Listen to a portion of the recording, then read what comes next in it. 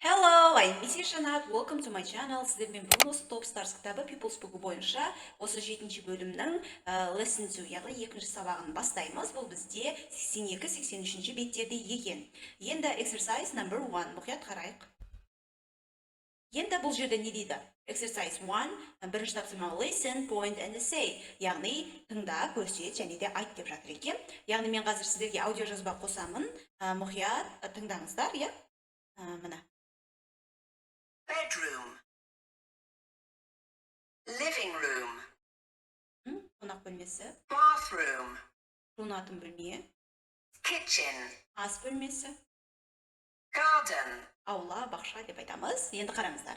Bedroom, яғни жатын бөлме, living room, қонақ бөлмесі, bathroom, жуынатын бөлме, kitchen, асхана, ас бөлмесі, garden, бақша, аула деп айтамыз. Енді бұны қайта-қайта арқаннан қайталап, жаттап алыңыздар осы сөзді. Exercise number 2. Енді қараңыздар. Look at the pictures and answer. Суреттерге қараңыздар да және де жауап беріңіздер. What rooms can you see? Қандай бөлмені көріп тұрсың дейді, иә?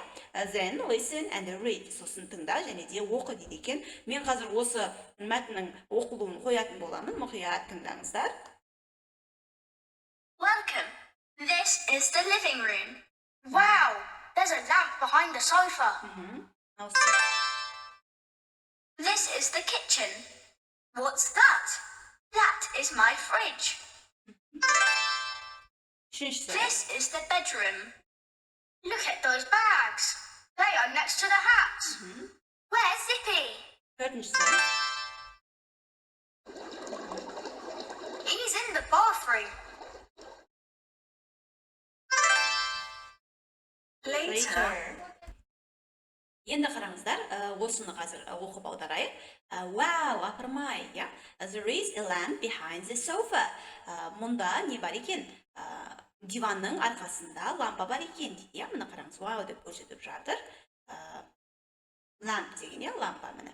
Енді екіншісі welcome, қош келдің. This is the living room. Бұл бізде қонақ бөлмесі, яғни living room екен. Міне. Екіншісі this is the kitchen. Бұл ас бөлмесі. What's that? Анау не дейді? That is my fridge. Анау, яғни анау менің нем дейді? Тоңазытқышым дейді. Мынау тоңазытқышқа қарап жатыр екен. Енді үшіншісін қараңыздар.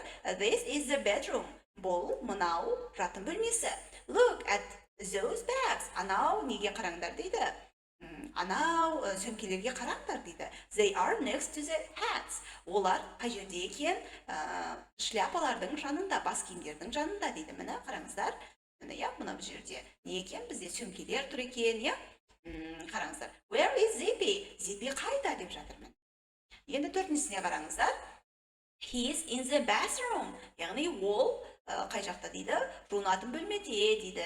Later, кейінірек деген сөз. Кейінірек мынау шомылып жатқан дыбыстар шығады, иә? Енді аудардық. Енді келесін қарайық. Exercise number 3. Look up the words in a dictionary and find their meanings.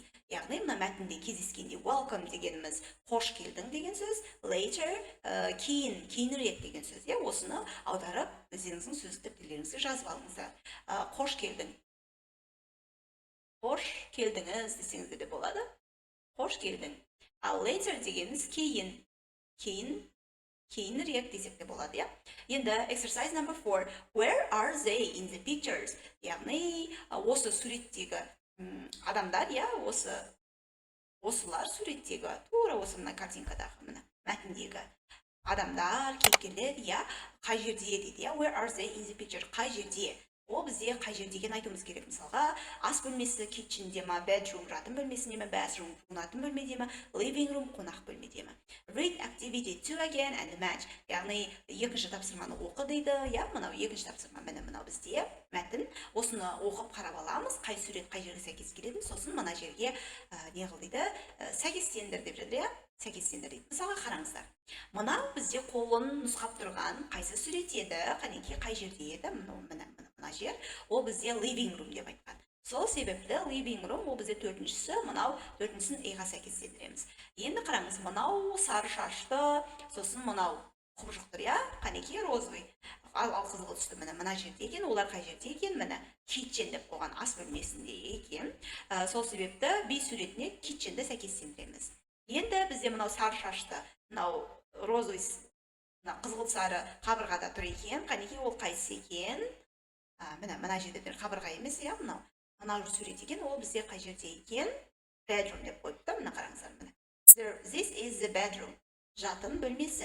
Яғни bedroom дегеніміз, мынау C-ға сәйкестендіреміз. Одан кейінгі мынау бізде кім екен? Бұл бізде zippy деген еді, я? Яғни мына жерде where is zippy деп іздеп жатыр ғой. Яғни мынау бізде zippy болып тұр ғой. Демек, ол бізде қай жерде екен? Bathroom, жуынатын бөлмеде екен. Сол себепті bathroom деп D-ға сәйкестендіреміз. Түсінікті болды деп ойлаймын. Енді мынау грамматикаға қарайық. Бұл жерде бізде грамматика міне. Енді бұл бізде үш түрлі предлог демеуліктерді таныстырып жатыр екен. Мынау қорап, мына құбыжық, бұл бізде қораптың жанында, жанында, next to дегеніміз жанында деген сөз. Құбыжық қораптың жанында. Енді мынау екінші суретке қараңыздар. Құбыжық екі қораптың ортасында, яғни between дегеніміз арасында, ортасында, между деп айтады орысшалап. Енді үшінші суретке қараңыздар.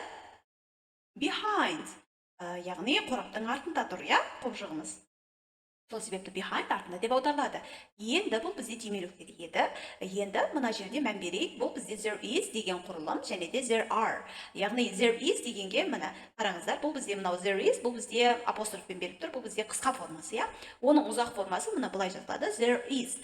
Яғни бұл бізде бар деген сөз, құрылым бар деп аударылады. Яғни бізде заттың, адам, зат немесе қандай да бір нәрселер, бізде осы бар болатын болса, яғни there is зат біреу ғана болады. There is-ді қолданғанымызда there is бір зат қана болады.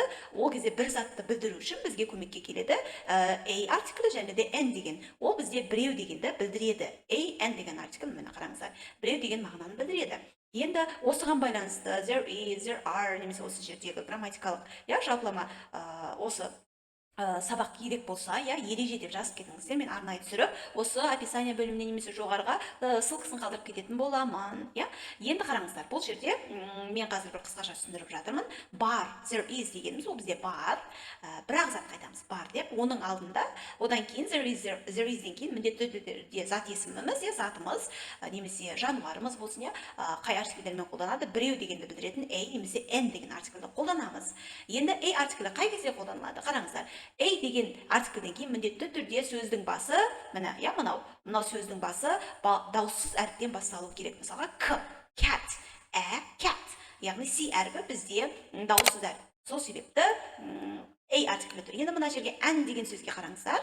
Яғни өзі n деген артикль немен бітіп тұр? Дауыссыз әріппен бітіп тұр. Сол себепті келесі басталатын сөз дауысты әріппен басталу керек. N, and. Яғни мынау A деген әріпіміз, бұл бізде дауысты әріп.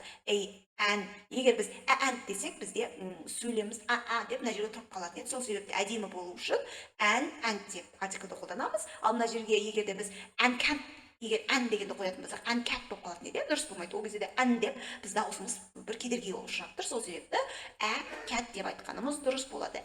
Cat and түсінікті деп ойлаймын. A артиклімен дауыссыз дыбыспен басталатын сөзді қолданамыз. N артиклімен дауысты әріптен басталатын зат есімді қолданамыз. Енді қараңыздар. There is an ant and a cat in the garden. Яғни мұнда there is деген бар деген сөз, бір затымыз бар. An ant немесе былай айтсаңыздар болады. Бір құмырсқа және де бір мысық бар осы бақшада. Осы бақшада бір мысық және де бір құмырсқа бар деп айтсаңыз болады, немесе жай ғана тастап кетеміз. Ол бізге белгілі біреу екені. Яғни бақшада құмырсқа және де мысық бар деп аударамыз. Енді екіншісіне қараңыздар. There are, яғни бұл бізде бар деп айтамыз. Міне there are бар деп айтамыз. Ол көпше түрде. Екі немесе одан да көп заттар болады. Үшеу болсын, төртеу болсын, Ол кезде біз мынау a, n деген артикльді қолданамыз ба? Жоқ, қолданбаймыз. Ол бізде біреу деген сөз еді ғой. Ал бізге екеу немесе үшеу, төртеу болу керек. Ал ол кезде there are-дан кейін заттың саны жазылады. Мысалға sofa деген диван. Ал енді мынау көпше түр жұрнағы s жалғанады. Өйткені мына жерде two деген тұр. Two деген сол бізде екеу деген сөз. Екі дивандар, екі дивандар. Яғни there are-дан кейін міндетті түрде көпше түрде қолданамыз, немесе санын жазады, екеу, үшеу, төртеу, бесеу деген сияқты мына жерде, мына мысалда бізде не деп тұр екен? There are two sofas деп тұр. Sofa деген диван, оның түбірінде мынау S деген көпше түрдің жұрнағы жалғанып тұр. There are two sofas in the living room. Living room деген сол бізде не тұр? Қонақ бөлмесі. Яғни қонақ бөлмесінде екі дивандар бар деп аударып жатыр екенбіз. Сіздермен осылай аударылады. Енді үшіншісі мына жерге қараңыздар. What is this? What is that? Яғни this дегеніміз ол бізде нұсқап тұрмыз, бір нәрсені көрсетіп тұрмыз. This, яғни затымыз қай жерде екен? Қасымызда тұр екен. This дегеніміз мынау деген сөз, that дегеніміз анау деген сөз. Ол да жекеше түрде, бұл this, that ол бізде қай жерде екен? Жекеше түрде қолданылады. Мынау затымыз бізде мынау, this дегеніміз мынау затымыз жақын жерде, ал that дегеніміз анау затымыз ұзақ жерде, сәл алыстау, анау деп көрсетеміз нұсқап. Яғни бұл бізде this, that деген жекеше түрде қолданылады. Затымыз біреу ғана болса, бір затымыз біреу болса, зат болсын, жануар болсын, адам болсын, не болса да, негізі зат немесе адам, біреу болса ғана. What is this? Мынау не? What is that? Анау не? Яғни what is. Мынау апострофпен қысқаша формасы, оның what is дегеніміз мынандай болады. Мына жалпылама ұзақ жазатын болсақ, ал мынау what is дегеніміз бұл бізде қысқаша осылай жазылады. What is this? Мынау не? What is that? Анау не? деп сұраған кезімізде. What is this? Енді қараңыздар. Енді this дегеніміз айттым ғой. This мынау жекеше түрде, that анау жекеше түрде, бірақ затымыз ұзақта тұрады. This is a book. Мынау кітап. That is a book. Анау кітап. Түсіндіңіздер ғой? Одан кейін не қолданып тұр? Is деген қолданып тұр да, міндетті түрде. Одан кейін қайсы? An деген артикль қолданамыз. Өйткені затымыздың біреу екенін білдіру үшін, Енді затымыздың көп екенін білдіру үшін қалай қолданамыз? Мына қараңыздар. Енді мына жерде what is-ді қолдандық қой, this сәтпен. Енді what are көпше түрде қолданамыз. Көпше түрде қолданамыз. What are, енді this дегеніміз қалай ойлайсыздар? Қалай аударылады? Those дегеніміз қалай аударылады? Мынау деген сөз this, ал this бұл бізде мыналар көпше түрде. Екі немесе одан да көп заттар жақын тұр, қасымызда тұр. Екі немесе одан да көп адам болсын, жануары болсын, қасымызда тұр. Көпше түрде, Ал those дегеніміз аналар, затымыз, заттарымыз, заттарымыз ұзақта тұр. Екі немесе одан да көп. Аналар деп, анау деп, Біз аударамыз. Аналар деп, анау деп. Енді қараңыздар. What are these? Мыналар не? What are those? Мыналар, аналар не? Яғни, what are these? Мына бірінші нұсқамыз. Мыналар не? Екінші нұсқа, what are those? Аналар не? Яғни, аналар не? Ұзақтағысы. Екі немесе одан да көп затты көрсетеміз. Енді біз оны көрсету үшін these, мыналар, are, міндетті түрде to be көмекші етістігінің are деген қолданамыз. Көпше түрде, Ал жекеше түрде қайсысын қолданып едік? Мынау is, what is. Ал көпше түрде what are. Сол сияқты this is, және де these, мыналар дегенде these are, міндетті түрде қоясыздар. Одан кейін chair. Көпше түрде біз заттың көп екенін білдіру үшін сан қоямыз, көпше түрді білдіру үшін, немесе жаңағыдай көпше түрдің жұрнағы мынау s дегенді қоямыз. Мына қараңыздар, s, мына chair, үстел, орындық, chairs, орындықтар. Енді қараңыз, these are chairs. Мыналар орындықтар, яғни екі орындық біздің қасымызда тұр. Мыналар орындықтар деп нұсқап тұрмыз. Енді затымыз ұзақта болса қалай болады? Those are chairs. Аналар орындықтар. Яғни анау орындықтар деп айтсақ та болады. Көпше түрде қолданамыз. Сіздерге түсінікті болды деп ойлаймын. Енді қараңыздар. Exercise number 5. Listen and number. Яғни бізге не дейді екен бұл жерде? Тыңда және де номерле деп тұр екен, бұл жерде. Мен қазір бір аудио жазба қосамын, мұқият тыңдап осы тапсырманы жасайтын боламыз.